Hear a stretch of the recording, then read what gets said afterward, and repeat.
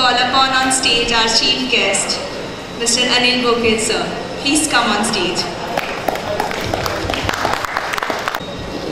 नमस्कार, मैं अनिल बोकिल मुंबई में हूँ। कॉस्मोपॉलिटन है ये शहर, मुझे मालूम है। थोड़ी बातें ये होगी क्योंकि मेरा भी स्ट्रेस अभी पूरा गया है। ये जो एक्सरसाइज था वो सही में एक अमेजिंग एक्सपीरियंस था। वो एक्सपीरियंस मुझे भी काफ़ी एनलाइटनमेंट लग रहा है। सबसे पहले मैं यहाँ जो आ गया तो हमारे बहुत ही अजीज मित्र है अबोल जी। जब उन्होंने मुझे एक बात कही कि हमें एक जगह जाना है, क्या आप आएंगे क्या? तो उन्होंने दत्ता जी का जिक्र किया। मुझे लगा कि कोई तो बुजुर्ग आदमी होंगे, इतना इंडस्ट्री खड़ा किया है, इतना सब कुछ होगा। तो जब मैंने देखा कि एक एक्सपीरियंस्ड आदमी बहुत ही होंगे, और जब मैंने देखा तो अभी गाड़ी से उतरते ही एक टैलेंट का आइकॉन मुझे दिखाई दिया। और वो सिर्फ वो नहीं था, उसके साथ एक अमेजिंग हम्बलनेस था। कल जब वो बात कर रहे थे मुझे अबोल जी, उनके हर शब्द से दत्ता जी के प्रति जो भाव था, एक इस तरीके का भाव कि जो छोटा भाई भी नहीं बोल सकता हूँ मैं, कि जिसके प्रति इतना आदर, इतना सम्मान से वो बात कर रहे थे। तो मैंने उनको एक बताया कि दत्ता जी के बारे में आप जो बोल रहे हैं अबोल जी, ये क्या है, आपको महसूस हो रहा है क्या? वो बोले नहीं। मैं थोड़ा अल्टर करके ये डायलॉग आपको बता रहा हूँ। मैं बोला आपको कृतार्थता लग रही है। वो बोले क्यों हो रहा है? तो आज आप एक ऐसी ऊंचाई पे गए हैं कि जो ऊंचाई पे आपको दत्ता जी लेके गए, क्योंकि आज वो कृतज्ञ है। आप दोनों विन विन सिचुएशन में आ गए हैं। दत्ता जी आपके प्रति कृतज्ञ हो गए, इसलिए आप कृतार्थ हो गए। आज दुनिया में सबसे मिसिंग जो है, अभी ये जो स्ट्रेस के जो बहुत से कारण है, उसमें सबसे मिसिंग जो है, जो 3 सेंसेस आदमी को जो ऊंचाई को ले जाती हो, तो उसमें पहला सेंस है सेंस ऑफ एप्रिसिएशन। किसी अच्छी चीज को मैं अप्रिशिएट ही नहीं कर सकता हूँ। मैं अपने इसमें इतना अंदर के अंदर इतना घुट के जी रहा हूँ कि कोई अच्छी चीज हो रही है, मैं उसको देख ही नहीं पा रहा हूँ। जब मेरा सेंस ऑफ एप्रिसिएशन की बहुत अच्छा कुछ बन रहा है, दुनिया में हर चीज़ तो बुरी हो ही नहीं रही है, वो ऊपर वाली की दुनिया हर चीज़ बुरी के लिए तो है ही नहीं, लेकिन वो देखने का वो मेरा नजरिया ही शायद बदल गया है। सेंस ऑफ एप्रिसिएशन मेरा कम हो गया। जब सेंस ऑफ एप्रिसिएशन मेरा मैच्योर हो जाएगा तो मुझे मिलेगी सेंस ऑफ रिस्पॉन्सिबिलिटी कि इसे यही इसको जिम्मेदार मैं कहाँ तक उसको उठाने के लिए। जब सेंस ऑफ रिस्पॉन्सिबिलिटी मेरी मैच्योर होगी तो फाइनल आएगा सेंस ऑफ ग्रैटिट्यूड। इतनी अच्छी दुनिया मेरे लिए क्यों बनाई ऊपर वाले ने? जब मेरे इसमें ग्रैटिट्यूड आएगा तो जो मेरे लिए जो कर रहा है उसको कृतार्थता आएगी। और ये दोनों विन विन है, इसमें कोई कम नहीं, कोई ज्यादा नहीं। जब तक मैं कृतज्ञ नहीं हूं तब तक आप कृतार्थ नहीं होंगे। आपका जो अभी का जो एक्सपीरियंस हमने लिया तो मैं कृतज्ञ हूं। ना मैं हारा हूं ना आप हारे, हम दोनों जीते हैं। और मैं ये देख पाया कि एक बहुत ही अच्छा अजीज जो होता है, जो भाई दत्ता जी के इतने छोटे हैं उम्र से, लेकिन उनकी मैच्योरिटी अमेजिंग है, क्योंकि आपके पास है सेंस ऑफ रिस्पॉन्सिबिलिटी है, क्योंकि आपने ये जो खड़ा किया है, ये सेंस ऑफ जो सबका एक फैमिली जो आपको लग रहा है। मैं यहाँ का हर ये भी बच्चा देख रहा हूँ, युवा कंपनी से किसी और तरीके से जुड़ा है। और सेंस ऑफ ग्रैटिट्यूड जो आपने अबोल जी के बारे में कही, अमेजिंग था। तो उनको जो आया था कि कृतार्थ, कंटेंट, अबोल जी को लग रहा था कि मैं आज कंटेंट है, मेरा जो भी है वो सभी दत्ता जी को मिले, उनके शब्द से वो प्रतीत हो रहा था। यही होता है आशीर्वाद। और उसमें लेने वाला और देने वाला एक ही ऊंची पे होता है, कम ज़्यादा नहीं। अगर इसमें थोड़ा भी कम होगा, लेने वाले में अगर ऑब्लिगेशन आएगा तो देने वालों में प्राइड आएगा, गर्व, दोनों ही हार जाएंगे, दोनों ही लूज लूज। मुझे अगर प्राइड आ गया तो मैं हार गया, मुझे अगर किसी से लेने में ऑब्लिगेशन आ गया तो भी मैं हार गया, मुझे ग्रैटिट्यूड मिला तो मैं भी जीत गया, और जिन्होंने मुझे ग्रैटिट्यूड मिलने की ये अपॉर्चुनिटी दी वो कृतार्थ हो गए। आज थोड़ा सा जो अर्थशास्त्र के बारे में जो बहुत कॉम्प्लेक्सिटी हो गई, जिसके बारे में बहुत बातें हो गई, नोटबंदी के बारे में हो गई, ये सब कुछ बारे में, पैसे के बारे में सब कुछ बातें हो रही है। हो सकता है कि शायद मोदी जी से बातें होने के बाद कुछ बातें हमारी भी इवोल्यूशन में आ गई, लेकिन चलते चलते मैं आपको थोड़ा सा जो स्ट्रेस के बारे में आपको ये कहता हूँ, क्योंकि ये मैं पैसे के बारे में बोलूँगा तो मैं आपको थोड़े से स्ट्रेस के बारे में बोलूँगा, क्योंकि ये जो अभी का एक्सपीरियंस हमने किया, एक्सपेरिमेंट, वो स्ट्रेस क्या है और हम लोगों को ज़्यादा स्ट्रेस क्यों आ रहे हैं। आप तो मुंबई के लोग हैं, आप तो इंडस्ट्री कल्चर में ही बड़े हैं, आपको डिसिप्लिन, आपको पंक्चुअलिटी, ये सब आपकी घड़ी जो है वो लोकल टाइम पे चलती है, 6:10 के लोकल। हम इंटीरियर मराठवाड़ा से आए, हमारे हाथ में घड़ी नहीं होती, हमारा मौसम के हिसाब से घड़ी चलती है।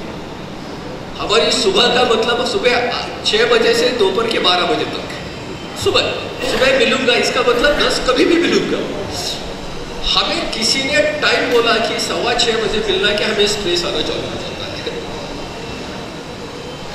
हम लोग जो है वह एग्रीकल्चर वाले लोग हैं, प्योरली कृषि संस्कृति के। ये जो है वो इंडस्ट्री कल्चर है, डिसिप्लिन, ऑर्गेनाइज्ड, डिजाइन। हम लोग जो है कृषि संस्कृति के, हमारे यहाँ कोई डिजाइन नहीं, सभी इवोल्यूशन है, जो हो रहा है अच्छा हो रहा है, जो होगा अच्छा होगा।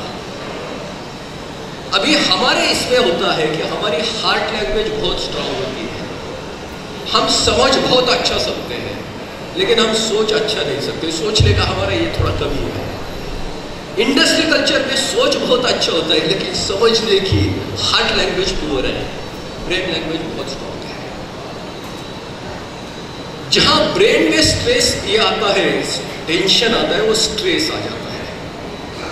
अब यहाँ के युवा है, जब हम भी बच्चे थे, युवा थे, खेलते खेलते घर में जाते थे, खेलने को था ही क्या, सब फ्रेंड लोग थे, ऐसे कोई बड़ी कभी क्लब नहीं थे, कोई क्रिकेट का बड़ा साहित्य नहीं था, फ्रेंड मिल गए तो घर के बाहर सभी खेल ही था। खेलने के बाद हम थकने घर जाते थे, थक के, तो माँ को बोलते थे हम बहुत थक गए भाई। तो माँ क्या बोलती थी कि ठीक है, थोड़ा सा कुछ तो लाइट रिफ्रेशमेंट हाथ पे देती थी, थोड़ा रेस्ट करते थे, हमारी एनर्जी पूरी रिकवर होती थी, फिर खेलने के लिए रास्ते पे चल पड़े। आज हम जब बच्चों को देखते हैं, स्कूली बच्चा दूसरी का हो, तीसरी का भी हो, वो कोई ये नहीं बोलता कि माँ मैं थक गया हूँ, वो बोलता माँ मैं बोर हो गया हूँ। ये आज का सबसे बड़ा मंत्र बन गया, मैं बोर हो गया। ये क्या हो गया है हमारे समझ में नहीं आता, बोर होने का मतलब क्या होता है। जब हम थकते थे तो हमारी एनर्जी लेवल डाउन होती थी, थोड़ा सा रिजुवेनेट करके, थोड़ा रिफ्रेशमेंट हो कि एनर्जी फिर मिलती थी, आप खेलने के लिए फिर बाहर थे। आज जो होता है, बोर होता है, तो उसकी एनर्जी कम नहीं होती है, उसका स्पिरिट कम हो जाता है। एनर्जी तो बहुत है, लेकिन स्पिरिट ही नहीं है।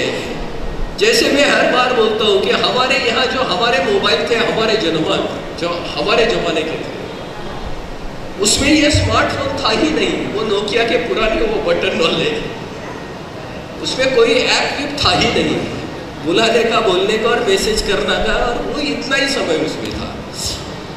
अभी की ये स्मार्टफोन है, ये सभी नए जनरेशन के, इसमें इतने स्किल सेट है, इतने ऐप है कि हमारे फोन से, हमारे से स्किल सेट से आप कई गुना आगे हो। लेकिन सिर्फ एक फर्क है, हमारे फोन में ना तो ऐप थे, ना तो स्किल सेट थे, लेकिन उसकी बैटरी 3-3, 4-4 दिन चलती थी। आज ये बहुत कुछ है, लेकिन बैटरी 2 मिनट में जाती है, 2 घंटे में चली जाती है, इंटरनेट की स्पीड से चली जाती है। अभी बैटरी ही नहीं तो ये ऐप का हम करें क्या। जहां हर युवा को हम मिलते हैं, देखते हैं, तो सिर्फ स्पिरिट ही नहीं है, बाकी सब कुछ है। जब दिमाग में आदमी पे टेंशन आता है तो स्ट्रेस बढ़ता है। जब आपकी स्पिरिट लेवल कम होती है तो स्ट्रेस बढ़ता है। जब आपकी एनर्जी लेवल कम होती है तो आपका स्ट्रेन बढ़ता है। जब हमें कष्ट होता है, फिजिकल एक्सरसाइज एक्सर्शन, तो हमारी एनर्जी लेवल कम होती है। लेकिन मेंटल जब बढ़ता है टेंशन तो स्ट्रेस लेवल, और यह सबसे बड़ा रीजन है कि आदमी खुश नहीं है, क्योंकि खुश होने के लिए सबसे बड़ी जरूरत है आपको स्ट्रेस फ्री होना चाहिए। आप तभी एंजॉय कर सकते हैं जब आप किसी बॉदरेशन में नहीं या इरिटेशन में नहीं है। आपको अगर हैप्पी होना है तो फंडामेंटल रिक्वायरमेंट है, आप बॉदरेशन फ्री होना चाहिए, आप इरिटेशन फ्री होना चाहिए। जिससे हम एक्सपेक्ट करते हैं, अगर मैंने इनसे कुछ एक्सपेक्ट कर दिया तो उनको बॉदरेशन होने लगता है कि यार मुझसे एक्सपेक्टेशन हो रही है, और मुझे इरिटेशन आता है ये क्यों कर नहीं रहा है। हमारी जिंदगी अभी सिर्फ बॉदरेशन और इरिटेशन से जुड़ गई है, क्योंकि एक्सपेक्टेशन लाइफ के बढ़ गए हैं। अभी अमोल जी ने जब कहा कि ये 100 करोड़ का बिजनेस 1000 करोड़ का हो जाए, मैं थोड़ा डर गया। ये दत्ता जी भी इसका बॉदरेशन ना आए कि मुझे ये करना है। ये इतनी खुशहाल जिंदगी है, सब हंस रहे हैं, खेल रहे हैं। आज मिसिंग क्या है? हैप्पीनेस मिसिंग है, क्योंकि हमारे जिंदगी में स्ट्रेस आ गया। हम लोग कृषि संस्कृति के थे, हमें कष्ट मालूम है, फिजिकल एक्सर्शन हम कितना भी बेयर कर सकते थे। मेरी बूढ़ी माँ आज भी 88 साल की है, आज भी रात को 12 बजे गई तो उठती है, वो बोलती है यार मैं अभी कुकर लगाती हूँ, तुझे भात रोटी तो बना के देती हूँ। लेकिन मेरी बहन जो है अभी 35 साल की, वो उठ नहीं सकती। वो बोलती है यार मुझे थोड़ी आज कैसा लग रहा है। उसको वो चाहती है कि भाई को खाना खिलाए, लेकिन वो फिजिकली वो नहीं कर सकती है। आज लोग एक्सर्शन से डर रहे हैं। हम समझ रहे हैं कंफर्ट को ही हम सेटिस्फैक्शन समझ रहे हैं। कंफर्ट अलग है, सेटिस्फैक्शन बिल्कुल अलग है। कंफर्ट के लिए कोई एंड पॉइंट नहीं है, वो डायनामिक है, उसका बैलेंसिंग डायनामिक है। सेटिस्फैक्शन ये स्टैटिक है, ये स्थिति है, और कंफर्ट परिस्थिति है। जो बदलती है वो परिस्थिति होती है, जो परिस्थिति बदलती नहीं वो स्थिति होती है, वो सेटिस्फैक्शन कंटेंट है। मैं मोक्ष में गया। हमारा गोल सेटिस्फैक्शन है या सक्सेस है, हमारी समझ में नहीं आ रहा है।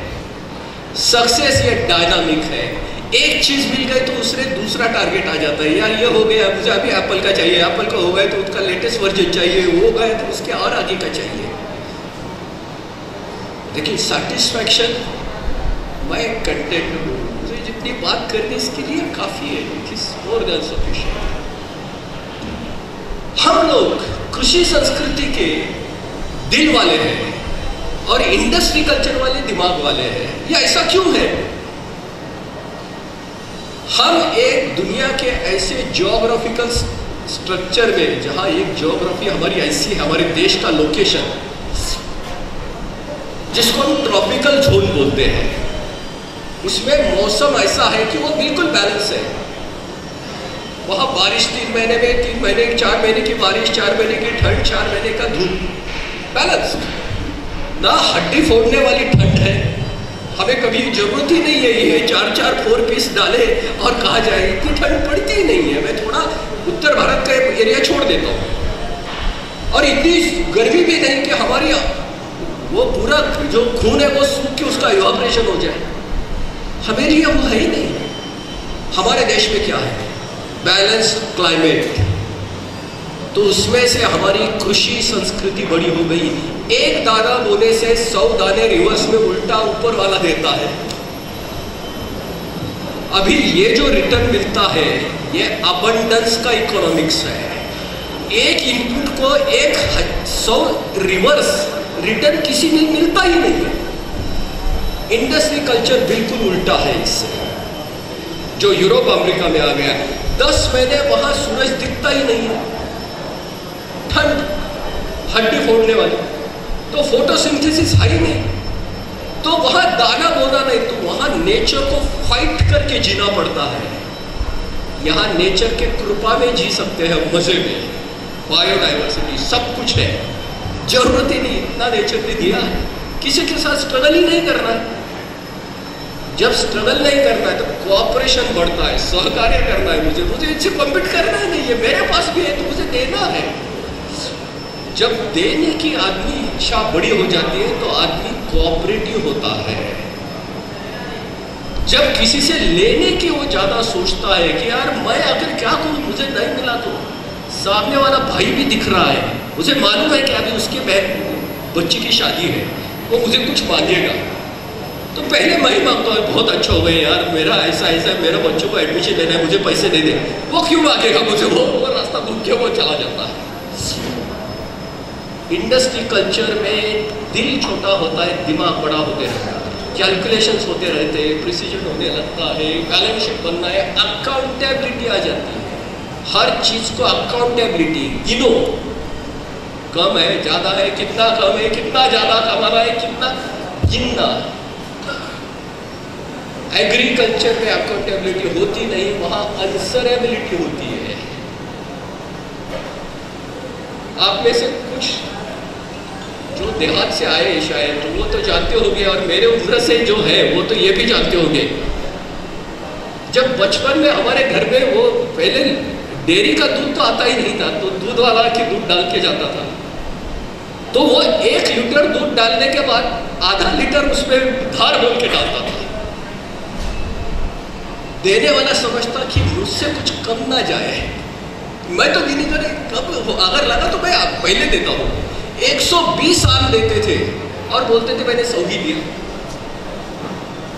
देने वाले का दिल इतना बड़ा था कि मेरे से कुछ गलती ना हो, तो गिनना वहां था ही नहीं। जब हम सब्जी लेने जाते थे, ऐसे जवान बच्चे थे, तो हमारे इसमें वो वेइंग मशीन जो होती है, तराजू, वो था ही नहीं। हमारे यहाँ जो मौसी होती थी, वो सब्जी बेचने वाली, वो राशि बना के रखती थी, ऐसे डिगले जिसको बोलते हैं, 1 रुपए का इतना, 2 रुपए का इतना, 3 रुपए का। आपके जजमेंट से, आपके फैमिली में कितने लोग हैं, आप आपके जजमेंट से लेके जाओ। हमने अभी 2 रुपए के बोला तो मौसी क्या करती थी, उसमें थोड़ा सा धना डालती थी, थोड़ा नींबू लेके जाइए, लगता है तुझे मालूम नहीं है। वहां काउंटिंग नहीं थी, वहां जजमेंट था, मेजरमेंट था ही नहीं थी कि मुझसे कम ना जाए। अभी मेरे गांव में भी ये सभी कल्चर आ गए, इंडस्ट्री कल्चर, मॉडर्न कल्चर। हमारे यहाँ भी वो डिजिटल वेइंग मशीन आ गई, मिलीग्राम दिखाती है वो लास्ट डिजिट में। अभी वो जब वो चना या दाल वो गिनता है, 1 किलो काउंट करता है, और 1 मिलीग्राम भी बढ़ता है, वो निकाल के रख रहा है लास्ट डिजिट को करेक्ट करने के लिए। अभी दिमाग बड़ा हो गया लेकिन दिल छोटा हो गया है। एग्रीकल्चर में डिस्ट्रीब्यूशन का ये बहुत बड़ा होता है, क्रिएशन तो ऊपर वाला देता है, मैन्युफैक्चरिंग होती नहीं थी, आदमी को कुछ करना ही नहीं था। अभी मैं आपको पैसे का इसलिए ये कर रहा हूं कि भारत क्या देश है और इंडस्ट्री कल्चर क्या है, वो पैसे का मतलब क्या है। हम लोग सोचने वाले नहीं हैं, हम लोग समझने वाले हैं। अरे यार बस बस बस समझ गया, और रुलाएगा क्या, तेरे आँख का पानी समझ में आ गया, कुछ मत बोल, मुझसे गलती हो गई, फिनिश्ड। ना कोई कानून था ना कोई था, अरे यार मेरे आँख का आंसू तुझे नहीं समझ रहा है। माँ भी बोलती थी बात, अरे आँख में आँख डाल के बोल, मुझसे एक बार बोल तू। हमसे गलती तो होती तो हम माँ से आँख नहीं मिला सकते थे, कभी नहीं। नीचे देखिए, वहाँ मुझे पिक्चर को जाना है, अरे आँख बोल के देख, कभी था ही नहीं बोल। ये क्या था? दिल की भाषा थी, अब दिमाग की भाषा है सब। अब छोटा बच्चा भी आर्गुमेंट करने लगता है कि मुझे बताओ भाई गलत कैसे हूं, और बिल्कुल एज ए लॉयर वो डिफेंड करता है खुद को, और वो बिल्कुल सही होता है, logically he is very perfect. हम कोशिश करते बताने की, अरे बच्चों ऐसा नहीं होता है, रे मेरा बाप, मैं बाप हूं, मुझे दुखता है तुझे। आपका जमाना अलग था, आपको क्या मालूम है, हमारा जमाना ही अलग है। वो कहता है मैं इसके बारे में, आपको पैसे के बारे में ये बताने वाला हूँ कि हमारी क्या बड़ी गलती हो गई थी सोच और समझ की, तो ये मैं बताने जाऊंगा। ये जो पैसा, जो कागज का टुकड़ा जिसने हर जिंदगी को खुद के साथ बांध दिया। आज हम आते आते बात कर रहे थे कि हमारी न्यूक्लियर फैमिली कैसे हो गई इतनी छोटी। हमारे गांव में एक वाड़ी, पूरी की वाड़ी एक ही फैमिली की थी, कुंजीर वाड़ी, गांव पूरा एक ही फैमिली, जॉइंट फैमिली, इतना बड़ा स्ट्रक्चर था। कृषि संस्कृति में हमारे यहाँ मशीन पावर थी नहीं, तो हमारी बायो पावर थी, बुलक पावर और आदमी की पावर। तो मेरे 200 एकड़, इनके 200 एकड़, मेरे घर के लोग उनके यहाँ जाते थे, उनके घर में चलो आपको ये करना है, तो दोनों मिलके ये कॉपरेशन था, क्योंकि यही करना था, कंपटीशन तो थी ही नहीं। आज क्या हो गया, ये भारत जो था इतना खुशहाल था, लाइफ एक्सपेक्टेंसी बहुत कम थी। मैं आज से आपको 40, 50, 60 साल पहले की बात कर रहा हूँ, जब हम स्वतंत्र हो गए, भारत की लाइफ एक्सपेक्टेंसी थी 36 साल, 36 ईयर्स। बढ़ते बढ़ते वो 38 हो गई, 40 हो गई, आज हम 70 साल के हो गए लाइफ एक्सपेक्टेंसी। लेकिन आज जिंदगी बोझ लगती है। 40 साल में तो सब कुछ हो गया, फ्लैट हो गई, गाड़ी हो गई, अब करूँ क्या? इकलौता बच्चा है, यूरोप में है, अमेरिका में है, मैं करूँ क्या? कौन से क्लब में जाऊँ? रात को नींद नहीं आती, मैं क्या करूँ? कौन सी है ही नहीं। आज दिमाग में जो इतना स्ट्रेस भर गया है, जो लैंग्वेज हमारी नहीं है वो हमने अडॉप्ट की है, ब्रेन लैंग्वेज। वो यूरोप के लिए बहुत सही है कि वहाँ नेचर है, वहाँ बहुत ही एडवर्स नेचर है, यहाँ फेवर्ड नेचर है, क्लाइमेट। वहाँ कॉम्पिटेटिव स्पिरिट है, यहाँ कोऑपरेटिव स्पिरिट है। यह हमारा आरएनए डीएनए है, यहाँ तो कोऑपरेशन ही कर रहा है, हमारे लिए कोई शत्रु नहीं है, भाई है। हाँ, कौरव पांडवों में भी लड़ाई हो गई, लेकिन वो थी कि बाहर का कोई का तो आएगा तो हम 105 है, एक दूसरे में भाई लड़ेंगे ना, वो तो होते रहेगा, लेकिन बाहर का आएगा तो हम 105 है। हमारे लाइफ में जो स्ट्रेस आ गई, ये हर चीज गिनने में आ गई, काउंटिंग में आ गई। बैलेंस शीट, मेरा लास्ट ईयर प्रॉफिट कितना था? 2 करोड़। अभी का प्रॉफिट कितना है? अरे यार मैं बहुत लॉस में गया है, 1 करोड़ से नीचे मेरा प्रॉफिट आ गया है। हम कृषि संस्कृति वाले लोग सोचते थे यार नाक के ऊपर का पानी है, वो ये उंगली है या 1 किलोमीटर है, उसका क्या मतलब है? ये प्रॉफिट है ना, नाक के ऊपर का पानी है ना ये। लेकिन ये तो कंपटीशन का स्पिरिट है कि नहीं यार भाई अभी मैं कम हो गया, मैं हार गया। ये भारत में था ही नहीं। भारत में ये सोच थी कि हमें गिनना ही नहीं है, हमें आंसरेबिलिटी, हम इकोलॉजी को आंसरेबल है। आज भारत ने पूरा जो अडॉप्ट किया industry culture, competitive spirit, Bharat ने अभी तक सिर्फ बुद्ध दिया था, लेकिन भारत अभी युद्ध की इस पे आ गया। कंपटीशन जब एक्सट्रीम एंड को जाती है उसको वॉर कहते हैं, और कॉपरेशन जब एक्सट्रीम लिमिट पे चली जाती है उसको पीस कहते हैं, war and peace. Fierce competition यानी वॉर। और जब कॉपरेशन, मेरे भाई के साथ जो कॉपरेशन एक्सट्रीम रहे तो पीस है, अल्टीमेट वही शांति और वही समृद्धि। अब मैं पैसे के बारे में, ये जो डीमोनेटाइजेशन हो गया आपके बारे में, उसके बारे में, ये आज का नहीं है, ये 25 साल से हम इसको चला रहे थे। पैसा नाम का एक मिथ जो हम समझ के बैठे कि ये वेल्थ है, पैसा ये वेल्थ है ही नहीं। पैसा इकोनॉमिक्स नहीं है, पैसा फाइनेंस का मेजर है, वो इकोनॉमिक्स का मेजर नहीं है। अभी इकोनॉमिक्स अलग है और फाइनेंस अलग है, ये हम समझ ही नहीं पाए। Finance is a derivative of an economics. Economics is a science of resources. Science of resources. Resource यानी संसाधन। ये संसाधन है, ये मेरा इकोनॉमिक्स है, ये शर्ट मेरा इकोनॉमिक्स है, मेरा संसाधन है, मैं इसका यूज करता हूँ। लेकिन ये जब मैं ट्रेड करता हूँ बेचने के लिए, तो लिक्विडिटी जो लेते हैं वो फाइनेंस हो जाता है, उसका बैलेंस शीट बनता है। Economics is a science of resources and ecology is a science of sources. अभी ये फंडामेंटल फर्क है जो अब मैं पैसे के बारे में सिर्फ आपको थोड़ी बात करूंगा, कितना सीरियस इसमें हम आ गए हैं। सोर्स का मतलब मदर नेचर ने जो कुछ बनाया वो सभी सोर्स, स्रोत जिसको बोलते हैं, मदर नेचर ने बनाया। हवा बनाई, पानी बनाया, पशु बनाए, पंछी बनाए, झाड़ पेड़ सभी नेचर ने बनाया, मदर नेचर ने, ये सभी सोर्स।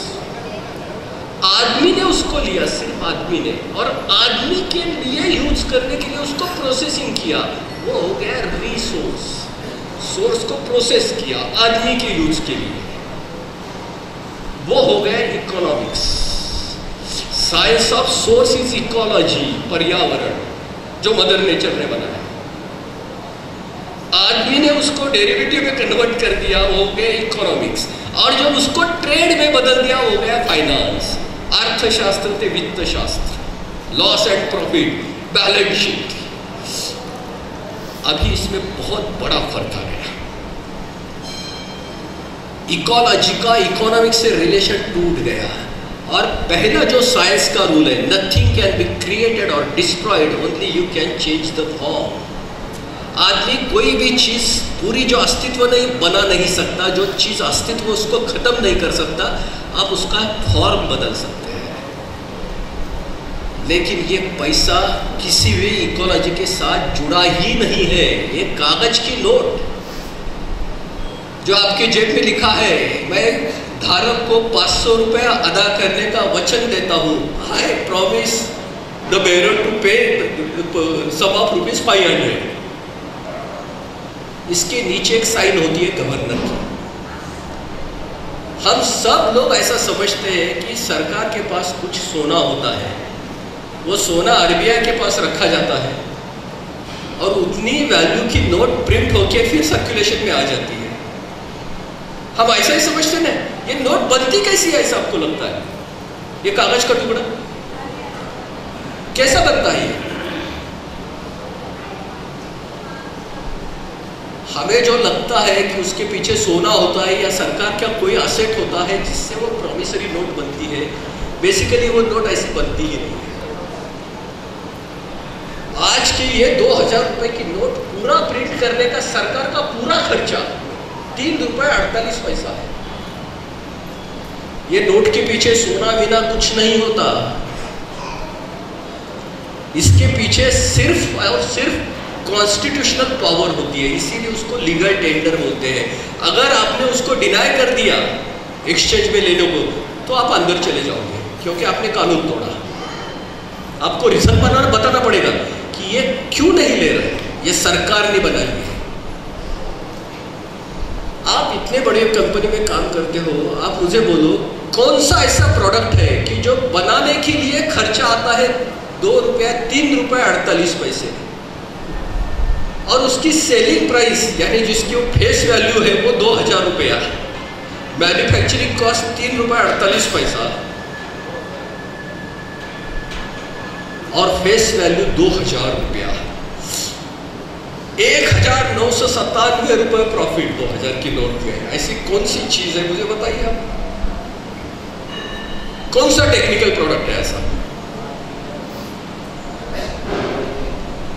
है ही नहीं।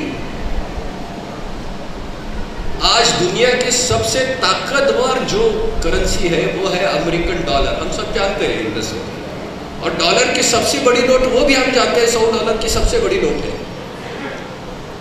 एक $100 की नोट प्रिंट करने के लिए अमेरिका को 19 सेंट खर्च आता है। यानी उनकी 100 रुपए की नोट प्रिंट करने के लिए अमेरिका को 19 पैसा खर्च आता है। उसके पीछे सोना बिना कुछ नहीं होता। लेकिन जब हम ट्रेड में उनसे $100 की नोट लेते हैं, उसके बदले में $100 वैल्यू का बासमती चावल हम उनको देते हैं। ये कागज का टुकड़ा पेड़ को लगता है क्या? कहाँ प्रिंट होके? कभी देखा? कोई खदान से निकलता है क्या? ये तो आदमी बनाता है ना, प्रिंट करता है। लेकिन भारत की जो कृषि संस्कृति की जो ये कैरेक्टर है कि पैसा समझ लो, ये कोई तो अच्छा होगा यार, भला होगा, तो ये 100 रुपए वैल्यू का होगा ही। हमने कभी समझा ही नहीं इसको।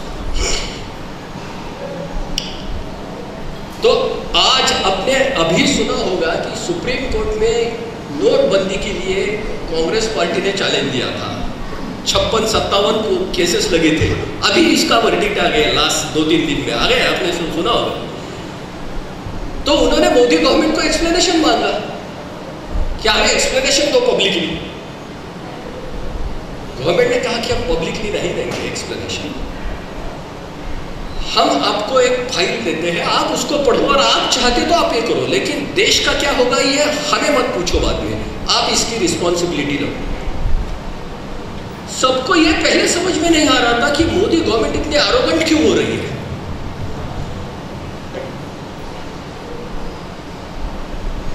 सबको लगा कि ये ऐसा क्यों कर रही है गवर्नमेंट, क्यों नहीं बता रही है, ऐसा कौन सा रीजन है। गवर्नमेंट ने कुछ नहीं स्टैंड लिया, उन्होंने एक फाइल कोर्ट को पढ़ने के लिए दे दी, कोर्ट ने वो पढ़ी और उन्होंने डिसीजन पेंडिंग रखा। बोले कि हम जब कोर्ट खुलेगा क्रिसमस वैकेशन के बाद तब हम बताएंगे रिजल्ट क्या है। और सुनो, उन्होंने सिर्फ एक ही बात कही जब कोर्ट खुला कि गवर्नमेंट का डिसीजन 100% करेक्ट था। एक जस्टिस ने उसके ऊपर लिया कि इसके और मोड में बदल जा सकता था, लेकिन डिसीजन था फाइनल, उसमें कोई प्रॉब्लम नहीं। आपको क्या लगता है कि वो सीक्रेट फाइल में मोदी जी ने क्या लिख के दिया होगा? क्या लिख के दिया होगा?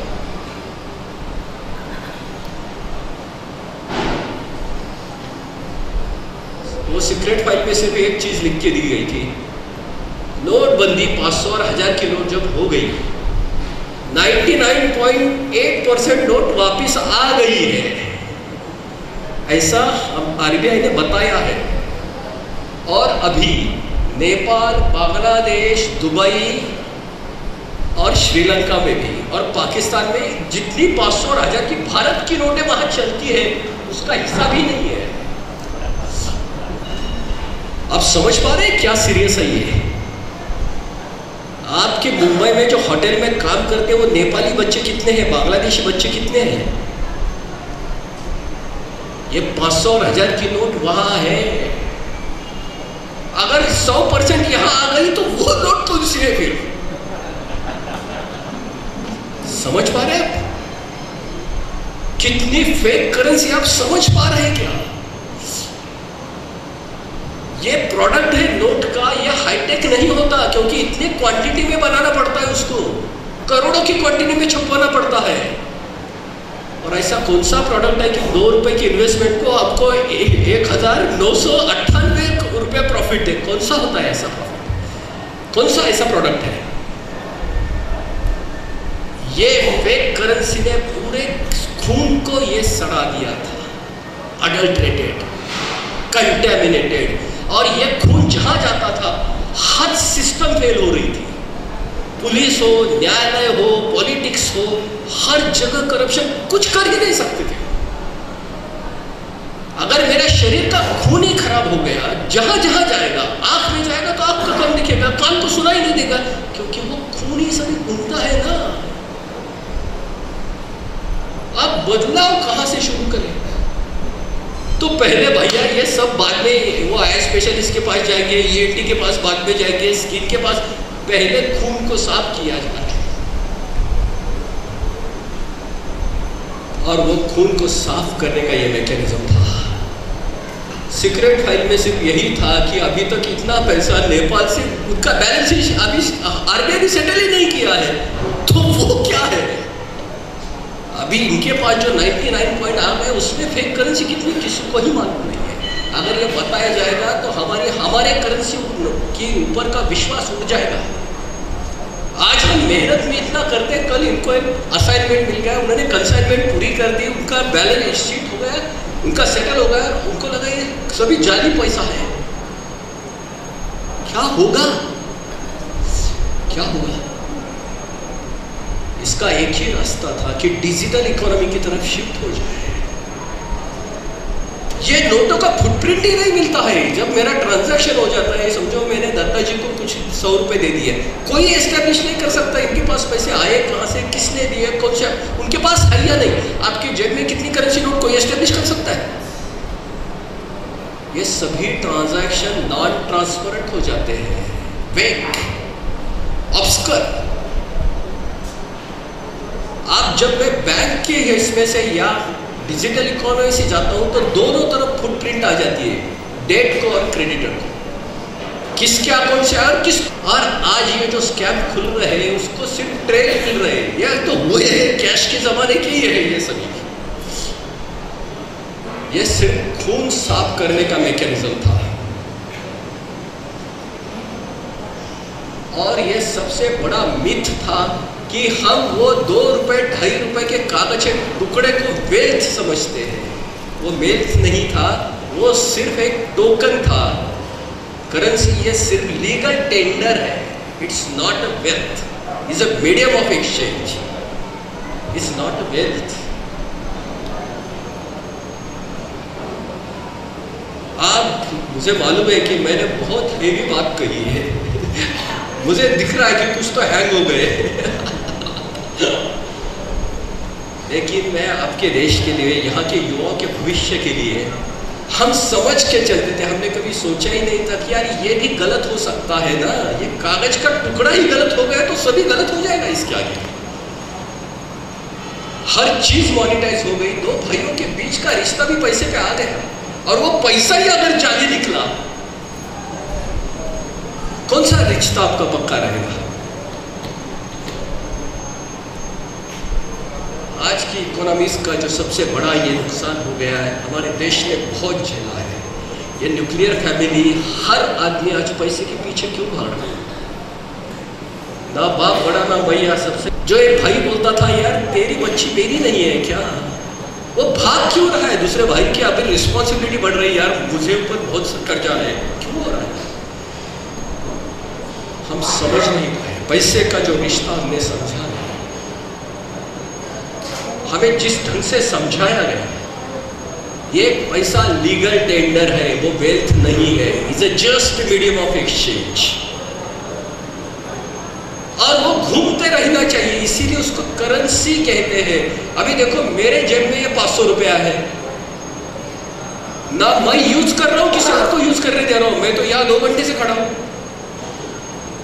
एक भूखा आदमी रास्ते पे बैठा है, होटल में खाना है सामने वाले, लेकिन वो वहां नहीं जा रहा है। क्यों नहीं जा रहा? उसके पास पैसा नहीं जा रहा है। ये करेंसी नोट हमारे सरकार ने किसके लिए बनाई है? 140 करोड़ के लिए। ये तो हर एक का है ना पैसा। अगर मेरे जेब में मैं रख दूं तो क्या होगा? क्या होगा?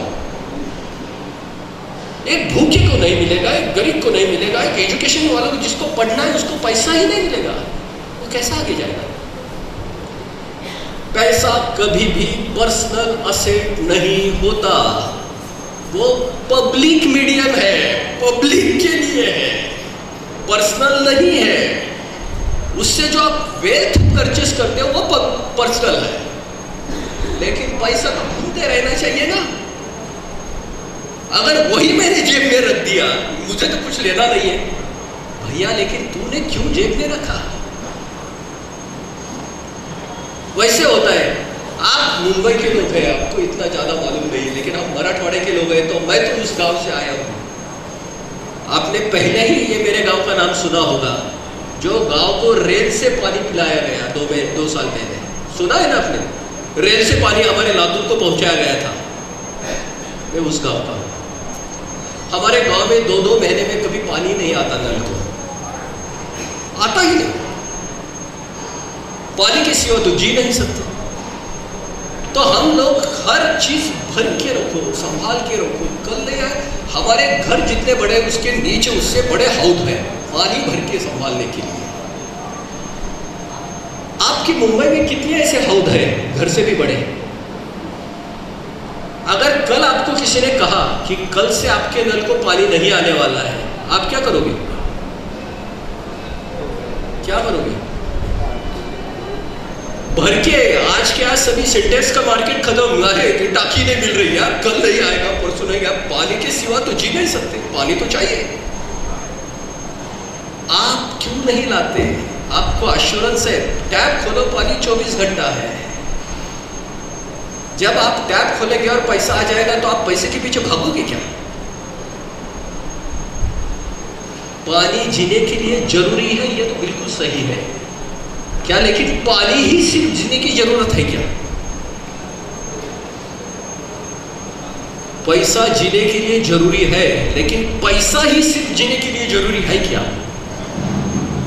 ये रिश्ते, ये माँ बाप, भाई बहन, ये पर्यावरण, ये रिश्ते हमें जरूरत नहीं इसकी। ये पैसा लोगों के जेब में जैसे बैठता गया तो डर बढ़ता गया कि अरे भाई अपने नल को पानी नहीं आएगा, तो आज संभाल के रखो, यहां से लाओ, वहां से लाओ। बड़ी टंकियां, सामने वाला पानी के बगैर मर रहा है, लेकिन यार कल नहीं मुझे मिला तो मैं मरूं, उसका मरने दो आज। यही होती है करेंसी, जो करंट में रहनी चाहिए। जो चल होती उसको चलन बोलते हैं, अचल होते उसको चलन कैसे बोले? मेरे जेब की 500 की नोट अभी ये अचल है, उसको चलन कैसे बोलेंगे? मुझे बोलो। शरीर का खून अगर घूमेगा ही नहीं, उसमें बड़ी बड़ी ग्लैंड होके रहेगी, तो खून आगे नहीं जाएगा, तो आगे का वो पार्ट है वो सड़ जाएगा ना, मर जाएगा। 140 करोड़ के मेरे भाई बहन कितने मर रहे हैं, क्या हो रहा है? यहां ये देश ऐसा हो गया। आज मैं बता रहा हूं आपको, 1% लोगों के हाथ में 40% वेल्थ है देश की, 1% लोगों के हाथ में। और ऊपर के 10% लोग जो है, टॉप के 10%, उनके हाथ में 72% वेल्थ है नेशन की, 72%। बाकी जो 90% लोग हैं वो 28% में जी रहे हैं। कैसे जी, कैसे पढ़ाई होगी, कैसे शिक्षा होगी, कैसे इंफ्रास्ट्रक्चर बनेगा, कैसे नौकरियां बनेगी, कैसे रोजगार मिलेगा? अगर पैसा घूमेगा ही नहीं, अगर नोटों में बंद करके बोरियों में पड़ा है, शरीर का खून फ्रिज में रख के क्या होगा? शरीर काम करेगा? हम लोगों का यही हालत हो गया। और वो हमने जो पैसा इकट्ठा करके रखना शुरू में लाने के लिए फिर सरकार ने सोचा कि डिपॉजिट पे हम कर्जा पे सूद देते हैं। अभी सरकार ये करने लगी कि वो पैसा बैंक में रखो, आपको 8%, 9%, 10% हम फिक्स डिपॉजिट का इंटरेस्ट देते हैं, तो लोग वहां रखने लगे। आप मुझे बोलो कि बैंक ने 10% पे रॉ मटेरियल परचेस किया है, तो बैंक बेचेगी कितने में? वो कर्जे का इंटरेस्ट रेट कितना होगा आपका? कितना होगा? 10% में मैंने रॉ मटेरियल लिया है, आपका एफडी मैंने इनको कर्जा देना है, मुझे आपको 10% देना है, तो मैं इनको कितने में दूंगा? कम से कम 12%, 2% बैंक चलाने के लिए। आप देखो 12% से क्या होता है। आप जो मेरे उम्र के हैं वो तो वो छोड़ देंगे, लेकिन जो युवा है वो समझ लो, अगर आपको 10% इंटरेस्ट एनुअल पे फ्लैट के लिए कर्जा मिलेगा, कोई आपको 2 रूम किचन 3 रूम किचन का लेना है फ्लैट रहने के लिए, 20 साल आपको जो ईएमआई देना पड़ेगा लोन और इंटरेस्ट पूरा रिपेमेंट करने के लिए, अगर वो कर्जा आपको 2% पे मिलेगा, 2%, तो 8.5 साल के अंदर आपका रिपेमेंट पूरा होता है। आपके जिंदगी के 12.5 साल का मैं हिसाब दे रहा हूं। दुनिया में 2% नहीं, 0% है जापान में इंटरेस्ट रेट। पूरा यूरोप है वो 1.5%, 2% पे है। इसलिए वहां नई टेक्नोलॉजी ऐड हो जाती है, क्योंकि पैसा सस्ता है, टेक्नोलॉजी आ जाती है, 6th जनरेशन आ जाती है। यहाँ 12% इंटरेस्ट रेट पे जो पुराना है, जब डिप्रिशिएट हो जाता है तब हमारा प्रॉफिट शुरू हो जाता है इसके ऊपर। हमें टेक्नोलॉजी अफोर्डेबल नहीं है, हम ले नहीं सकते, हम कर सकते हैं, इतने ये टैलेंट है हमारे पास। इकोनॉमी, टेक्नोलॉजी अगर व्हीकल है तो इकोनॉमिक्स उसका फ्यूल है। टेक्नोलॉजी अगर मर्सिडीज है तो उसका डीजल है, वो इकोनॉमिक्स है। अगर डीजल ही नहीं तो मर्सिडीज क्या होगी आपकी, क्या होगी? भारत में टेक्नोलॉजी का बहुत टैलेंट है, हमें अफोर्डेबिलिटी नहीं आती है क्योंकि ये पैसा ऐसा भरा है, पड़ा है, वो घूम ही नहीं रहा है। तो वो स्क्रीन पे लाने के लिए उसको ब्याज देना पड़ता है, वो देने के लिए कर्जा भाग हो जाता है। कर्जा भाग होता तो हर चीज महंगी होने लगती है, और जो गरीब है और गरीब हो जाता है। 140 करोड़ का अपना घर संभालने के लिए आप मुझे बोलिए, अगर ये नोटबंदी नहीं होती, मुझे बहुत लोग आज भी गाली देते हैं नोटबंदी के बारे में, लेकिन मैं आपके सबके सामने सिर्फ एक सवाल पूछता हूँ चलते चलते। आज ये सब युवा बच्चे हैं यहाँ से 100%, आपको ये 8 नवंबर 2016 वापस देते हैं हम डेट, और आपको एक चॉइस देते हैं कि डिजिटल इकोनॉमी या कैश इकोनॉमी, आप क्या प्रीफर करोगे? क्या प्रीफर करोगे आप? कैश इकोनॉमी या डिजिटल इकोनॉमी? कोई भी बताइए ना, आपको क्या लगता है? यही तक सिर्फ भविष्य है डिजिटल इकोनॉमी। यह ऑपरेशन हमारा लेट हो गया, बहुत लेट हो गया, ये डिमोनेटाइजेशन, लेकिन इसका देश ने इतनी बड़ी कीमत दी है। ये जाति धर्म रिजर्वेशन ये कहाँ टूट गया है मेरा भगवान।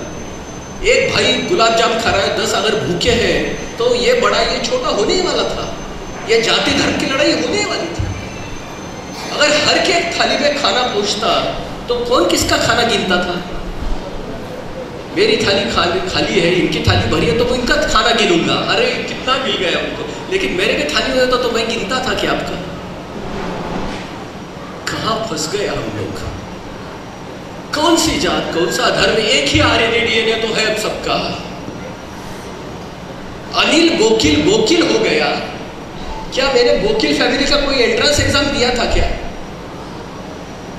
मुझे सर, आप जिस घर में आए आपने क्या कैपिटेशन फी दी थी क्या अपने माँ बाप को, या कोई एंट्रेंस एग्जाम देते कि मुझे पूछे बनना है? क्या किया था आपने? या अनिल अब्दुल नहीं बन सकता था क्या? या ल्यूसी नहीं बन सकती थी क्या अमेरिका में? बन ही सकती थी, किसके हाथ में है ये जन्म से कहाँ आके पड़े हम? कौन सी जात, कौन सा धर्म है जो किसी के हाथ में ही नहीं है? आप में से किसने सोच के ये घर में जन्म लिया? मुझे बोलिए, किसने लिया है?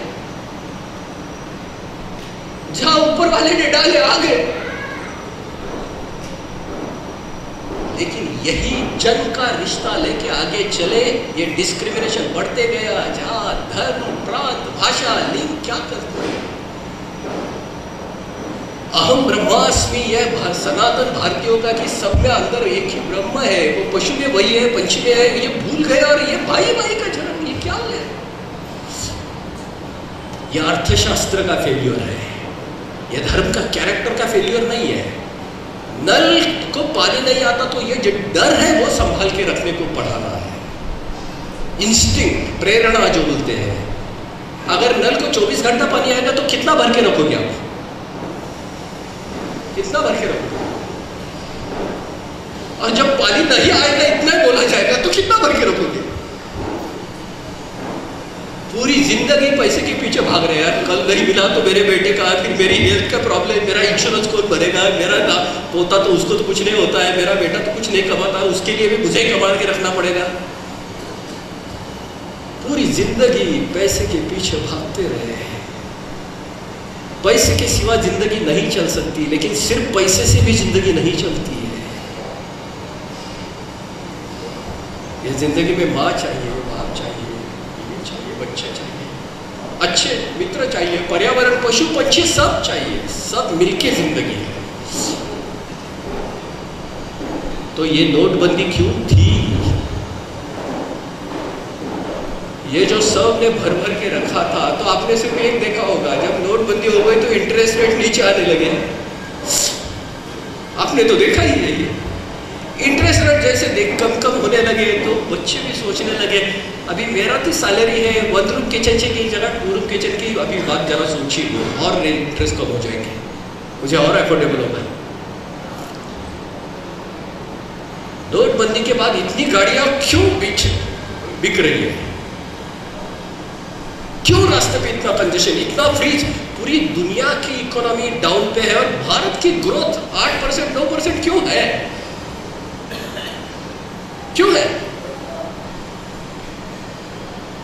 कॉस्ट ऑफ कैपिटल, आपके खून की कीमत बढ़ गई, आपकी ज्यादा मिल रही, मेहनत का पैसा मिल रहा। ये ऑटो रिक्शा चलाता है ना एक आदमी, 5 साल तक वो रिक्शा की जिंदगी होती है, लाइफ। वो जो लेता है वो फाइनेंस कंपनी से 15% इंटरेस्ट होता है उसका। जब आप एक रिक्शा लेते हो, स्वयं रोजगार में रोज का चलाऊंगा, मैं रिक्शा चला के मेरी जिंदगी बसर करूंगा, 5 साल के आखिरी में आपके हाथ में क्या होता है मालूम है? एक कबाड़ा 5 साल जो यूज किया है उसकी कीमत भंगार में आपको 20,000 से ज्यादा नहीं मिलेगी। 5 साल चली रिक्शा, 20,000 से ज्यादा इसकी कीमत हो ही नहीं सकती, भंगार। दूसरी क्या मिलती है आपको चीज? रीढ़ की हड्डी की बीमारी। तीसरा क्या मिलता है आपको? टेंशन, बीवी बच्चों का भी आगे कैसा होगा। और चौथा क्या होता है, जब मैं रिटायर हो जाऊंगा तो ये मेरा बीमारी कौन करेगा? अभी रीढ़ की हड्डी की बीमारी तो मैंने पूरी फैमिली के लिए ली थी, अभी इसकी दवाई का खर्चा कौन करेगा? कोई मालूम नहीं है।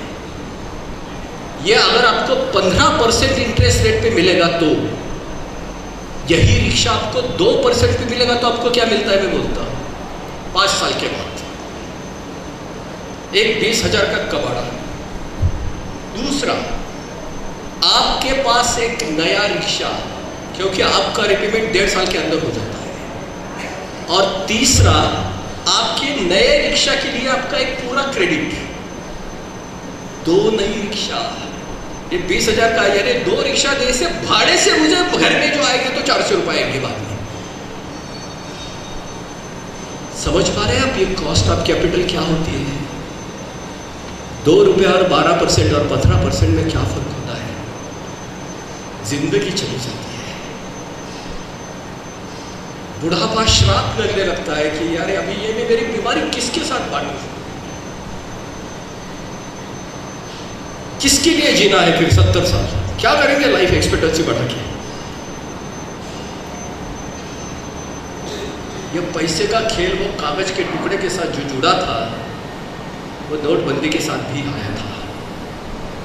एक बड़ा ये था, अर्थशास्त्र के 2 पहलू होते हैं। एक का नाम होता है स्वार्थ, जो आदमी की तरफ आता है, व्यक्ति की तरफ, और दूसरा होता है परमार्थ, परम अर्थ।